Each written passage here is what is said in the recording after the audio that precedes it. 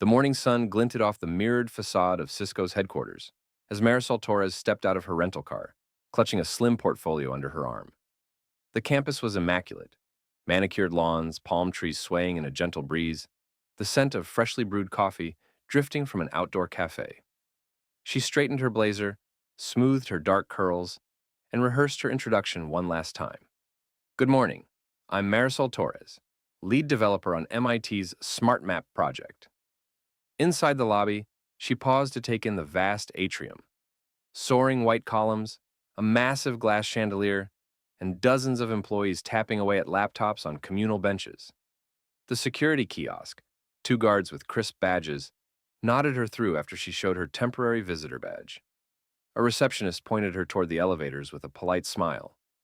On the 12th floor, Ms. Patel, Cisco's hiring manager, greeted her behind a gleaming glass desk.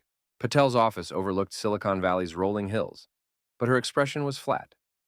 Marisol launched into her pitch, laying out her accomplishments, the neural network algorithms she'd written to optimize municipality-scale traffic flows, the two peer-reviewed papers she'd authored, her leadership of a 10-person team at a Boston startup. Patel made sympathetic noises but refused to look up from her computer. Your credentials are impeccable, Patel finally said, tapping Marisol's resume. But we're really looking for someone with 5 to 7 years of industry product management experience. Best of luck. She slid the file aside, eyes unfocused, already thinking of her next candidate. Marisol's throat tightened as she stood and thanked her.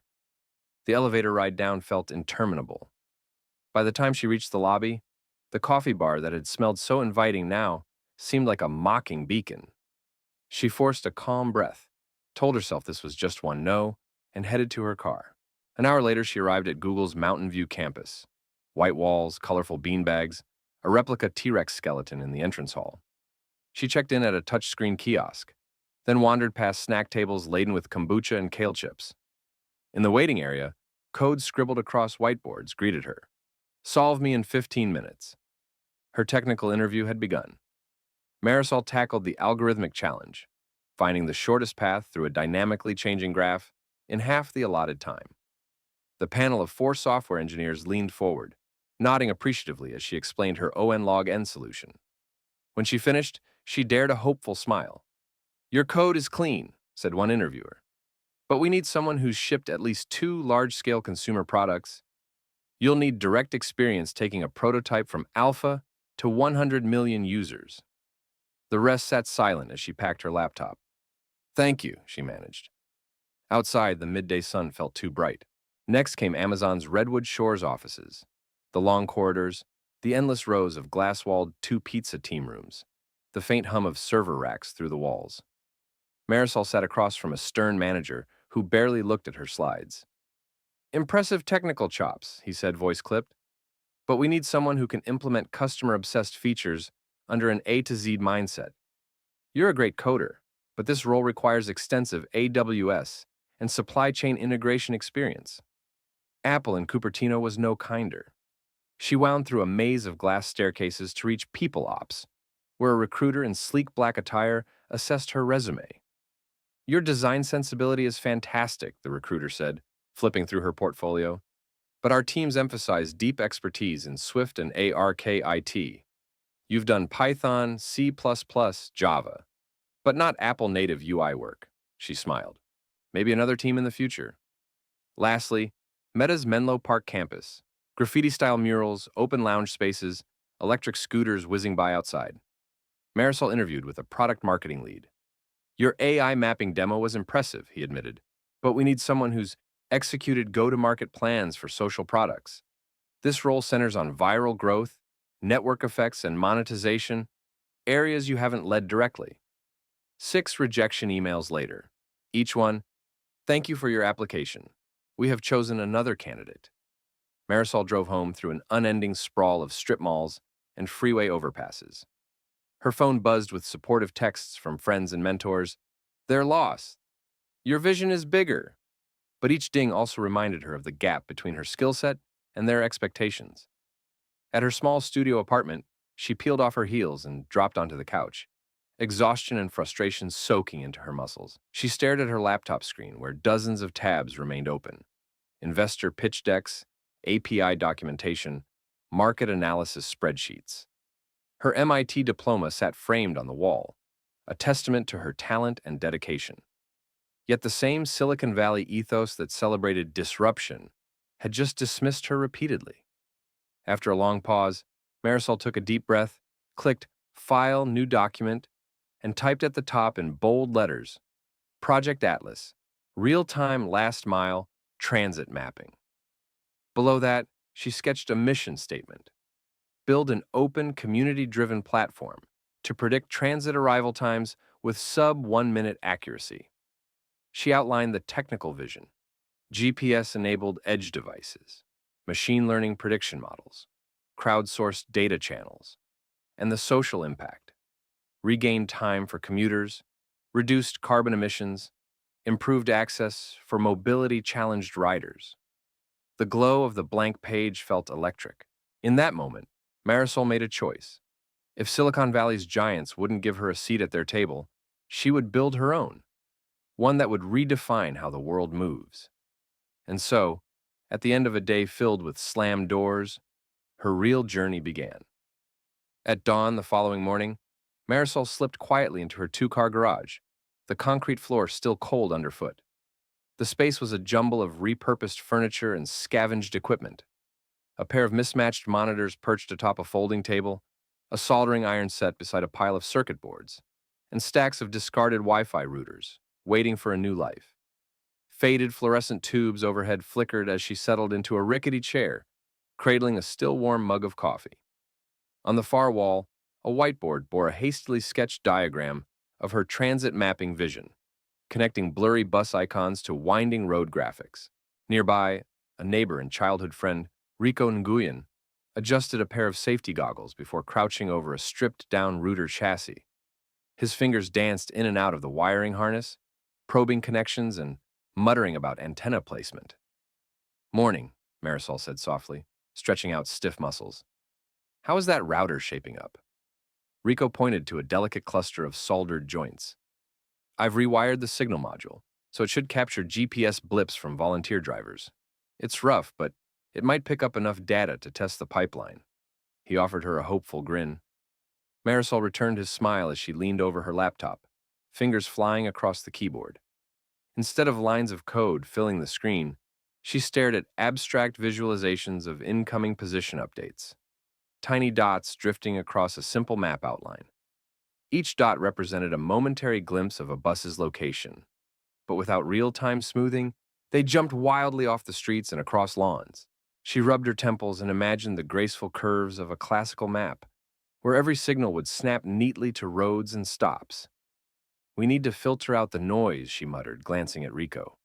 "Remember that algorithm we studied in school that weighs past positions against new readings? We should try something like that." Rico nodded and pulled a notebook from his backpack, flipping through scrawled notes about prediction equations and statistical smoothing. Together, they sketched a rough plan on the whiteboard, crossing out messy scribbles and refining the process. No mention of code or configuration details, just clear, intuitive logic. Use past data to stabilize each new reading, then feed that into the arrival time predictor. Energy crackled in the garage as they turned theory into practice. Marisol described the steps aloud, while Rico soldered new sensor connections, each antenna carefully aligned for maximum reception. They worked in near silence, the only sounds the hiss of the soldering iron and the distant whistle of a morning train. Hours passed in a blur, until finally Rico tapped his temple. "Give it a shot." He pressed a small button on the router prototype, and Marisol launched the mapping interface once more. She watched the dots cascade across the display, a jittery mess at first, but then, as the filter took effect, the path smoothed into a confident line, tracing every street's curves. Rico whooped softly. "It works!" Marisol let out a long breath she didn't realize she'd been holding. She reached for a scrap of paper and jotted down reminders for fine-tuning the sensor timing and adjusting signal thresholds. Despite the chaos of wires and blinking LEDs around her, she felt a surge of clarity. By late afternoon, a tentative prototype stood before them, a rugged router box bristling with antennas, mounted on a repurposed bike rack at the garage's entrance. feeding cleaned-up location data into Marisol's mapping dashboard. They tested it with a borrowed scooter, following the outline of their neighborhood and marveling at how closely the prototype's display matched the real world. As the sun dipped low and the garage door rattled shut, Marisol surveyed their makeshift lab with pride. No polished campus labs, no glossy corporate support. Just a designer, her friend, and a handful of everyday gadgets refashioned into something remarkable. Tomorrow, she would recruit volunteer drivers and broaden their data pool. But for tonight, she savored the moment. The first real step toward Project Atlas and toward proving that innovation can flourish anywhere, even in a humble garage. A sudden rattle of rain on the garage door pulled Kendra from her nutrient film adjustments. The single flickering light overhead revealed three strangers standing in the doorway, their clothes damp from the afternoon storm. At their front was a tall man in a lab coat, his dark hair plastered to his forehead. Beside him, a woman in rubber boots gripped a laptop tightly to her chest. Just behind them stood a man in a leather jacket, his gaze steady and curious. The man in the coat spoke first. "You must be Kendra James," he said, voice gentle but assured. "I'm Dr. David Lee from Michigan State. We saw your lightning talk on urban farming last week." He nodded toward her prototype racks, now dripping with fresh water. "I had to see it in person." Kendra's heart thumped. She remembered her demo, how she'd spoken without a slide deck, relying only on passion to convey her plans. "Welcome," she offered, stepping aside. "I'm glad you came." The woman in boots set her laptop on a workbench. "I'm Erin McCall," she said, pressing a finger against the screen. "I specialize in light spectrum for controlled environment farms. Your LED arrays are clever, but with a few adjustments, we could boost photosynthetic efficiency without adding to your energy bill." She pointed to the hanging bulbs, already imagining the impact of new diodes. Behind them, the man in the jacket smiled. "I'm Marcus Reed," he said, extending a hand to Kendra. "I've built and scaled several ag tech ventures. You've scavenged every piece of kit you could find, and it shows real ingenuity. I'd like to help connect you with manufacturing contacts and seed funding." As they moved past her makeshift workstations, they spoke of pumps clogged by biofilm, of nutrient ratios that drifted with temperature changes, and of data models that could predict harvest times more accurately. Kendra realized they weren't here to patronize her. They saw potential where others had seen only a hobby. By the time the rain eased, they had sketched a plan on her dusty whiteboard: refine the water recovery loops, retrofit the lighting panels with donated modules, and secure a larger space in the old warehouse district. They spoke of deadlines and deliverables, but also of community impact and training programs for local residents. As the visitors packed up to leave, Kendra felt a surge of hope she hadn't known in months. With these unexpected allies at her side, her garage prototype had become the seed of something far greater, a genuine partnership that might finally bring fresh food to the neighborhoods she loved. On Monday morning, Kendra unlocked the heavy steel door of the abandoned auto parts warehouse and flicked on the bare bulbs hanging from exposed beams. Inside, the cavernous space was already humming with the energy of fresh purpose. Long wooden tables, stolen from a shuttered school, groaned beneath stacks of paper blueprints, open laptops, and thick binders labeled engineering specs and community outreach. At the center, Erin McCall unrolled a life-sized printout of vertical rack schematics, each shelf carefully annotated with tray dimensions and hose connections. A single beam of light from a dusty skylight illuminated every crease in her furrowed brow. "These racks must be 20 feet high to maximize yield," she explained, tracing a finger along the drawn steel supports. "We'll need to splice these brackets to anchor each tier and ensure stability under load." David Lee stood nearby, headset perched on one ear as he moved between printouts of nutrient flow diagrams. He tapped a reservoir sketch. "We'll run a closed-loop system so that any runoff returns here," he said, gesturing at the reservoir tank drawn in black ink. "A simple filter trap at the inlet will catch biofilm, and we can reuse 90% of our water." He jotted notes on a scrap of cardboard, the edges damp with morning condensation. Across the table, Marcus Reed negotiated on his phone with a lighting supplier. He waved Kendra over. "They'll donate a batch of advanced LED panels," he said, eyes alight. "We just need to cover shipping." Once we retrofit these old fixtures, our energy draw will drop by more than a third. He tapped at his tablet, pulling up a preliminary budget that balanced donated equipment against projected savings. Kendra felt her chest tighten with excitement. She flipped through her binder of community impact studies, where local job creation numbers were scribbled in the margins. Holding up her notes, she addressed the group. With this design, we can staff a dedicated team, technicians to monitor the system, harvesters to pack the produce, and local interns to learn the trade. That translates into real jobs for neighbors who've been shut out of traditional agriculture. They divided tasks and settled in for a marathon session. Aaron calibrated nutrient spectra, while David ran his tablet simulation of seasonal yield projections. Kendra revised her funding proposals on a battered laptop, weaving in the technical details and employment figures they'd just finalized. Marcus crafted a timeline for equipment installation, zoning applications, and the first public pilot.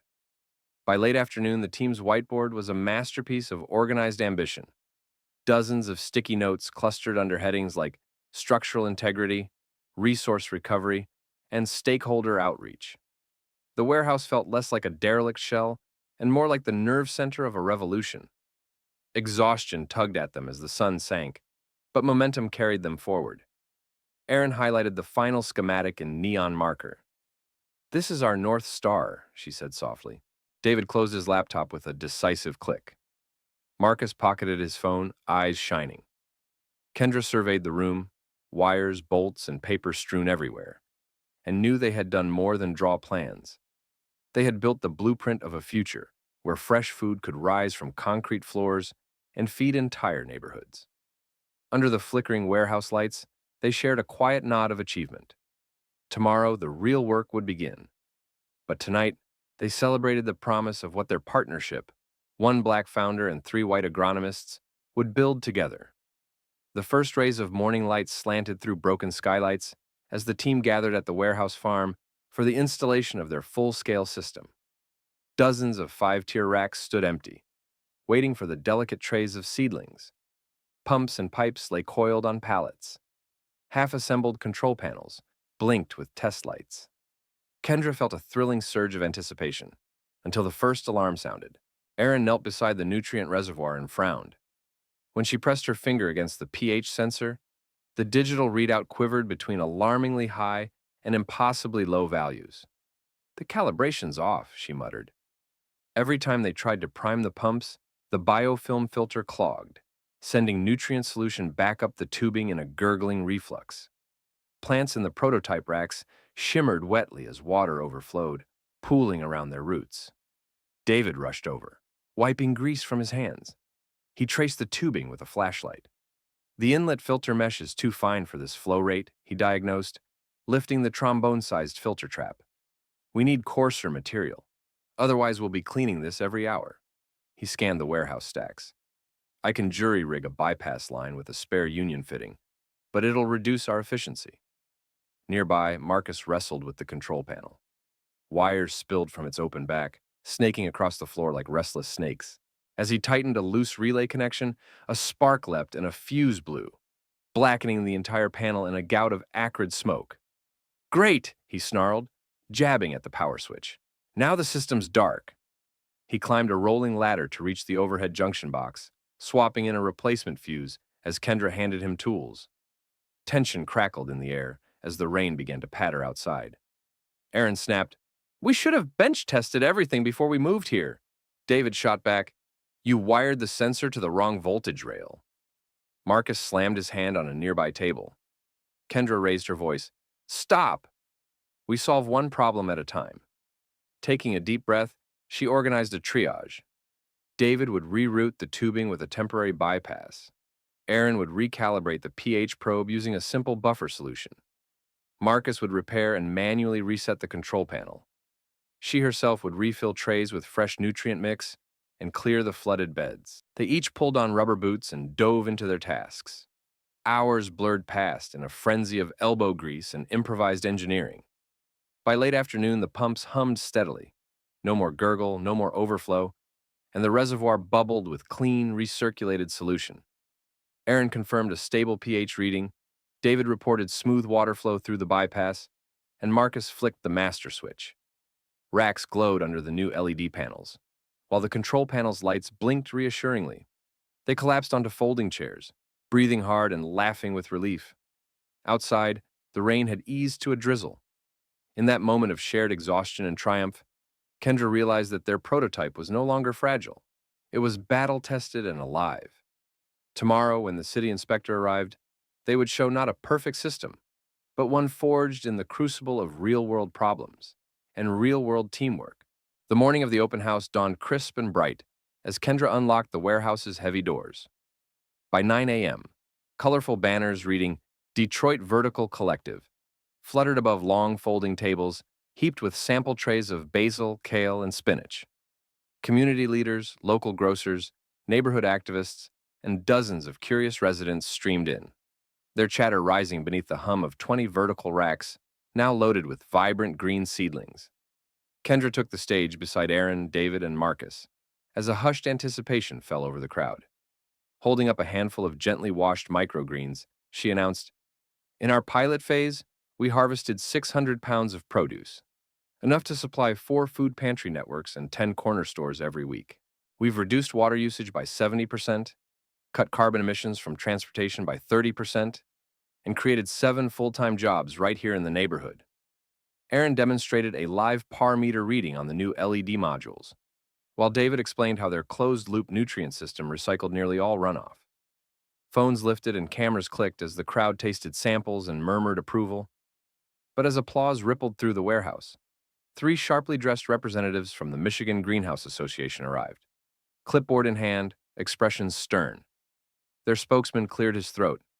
"Your approach is impressive, but you're undercutting established growers who've invested millions in greenhouse infrastructure. We're here to ensure taxpayer-backed guarantees don't create unfair competition." His colleagues passed around a glossy pamphlet warning of unintended consequences and market distortions. That evening, the battle moved to City Hall's wood-paneled chamber, where council members gathered for a special zoning and financing vote. Councilmember Alicia Warren opened the hearing. "We've seen the data. Tonight, we decide whether to authorize a $150,000 loan guarantee and grant a variance for DVC's expansion." First to speak was the greenhouse lobbyist, his voice echoing off marble columns. "This project may sound noble, but it jeopardizes jobs in our greenhouse sector.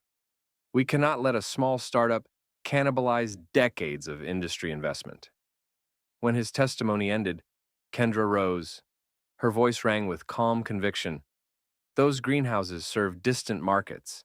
Detroit Vertical Collective serves Detroit's own families, schools without fresh produce, seniors on fixed incomes, streets where a head of lettuce once cost a week's wages. Our loan guarantee will be repaid from our own revenues. This isn't a giveaway. It's an investment in community health and economic resilience." She handed out side-by-side fact sheets showing comparative yields, water savings, and local job creation metrics. Several community partners then testified. A local grocer who'd increased sales by 20% thanks to DVC's greens. The director of a food pantry network who praised the farm's reliability, and a school principal whose students now learned biology firsthand at the warehouse. Each story wove a human testament to the project's impact. After 3 hours of charged debate, Councilmember Warren called for a vote. The clerk read aloud, 6 in favor, 3 opposed. A cheer burst from the audience. The gavel fell, and the chamber erupted in applause. Even the greenhouse lobbyists quietly retreated, their objections unable to overcome the weight of community support. Back at the warehouse, Kendra, Aaron, David, and Marcus gathered beneath the now glowing LED racks. Over cups of celebratory cider, they toasted to survival and to triumph in the face of entrenched interests. As the city lights danced off the rack's translucent tubes, Kendra allowed herself a moment of quiet pride. Their revolution had weathered its first storm of opposition and emerged stronger, a living blueprint for sustainable, equitable urban agriculture. The cavernous ballroom of Moscone Center buzzed with anticipation as Marisol Torres stood backstage, smoothing the lapels of her tailored blazer. Hundreds of transit innovators, city planners, and journalists packed the rows of folding chairs, their eyes fixed on the grand stage where the Transit Innovation Award ceremony was about to begin. Behind the curtain, Marisol's core team, Laura Chen, James Whitaker, and Dylan Ross, shared a quiet nod. Years of late nights and slammed interview doors had brought them here. When the host called Atlas's name, the curtain parted to reveal a sea of upturned faces. Marisol stepped forward, her heart pounding beneath the stage lights. She gripped the Crystal Award as the audience rose in a standing ovation.